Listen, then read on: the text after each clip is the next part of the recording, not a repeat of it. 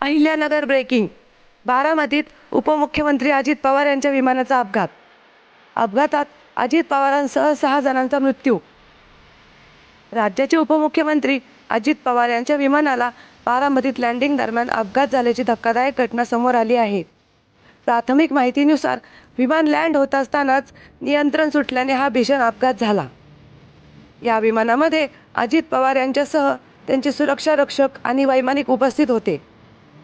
महानगरपालिका निवडणुकांनंतर राज्यात जिल्हा परिषद निवडणुकांची रणधुमाळी सुरू असून त्याच पार्श्वभूमीवर बुधवारी बारामती येथे अजित पवार यांची सभा नियोजित होती.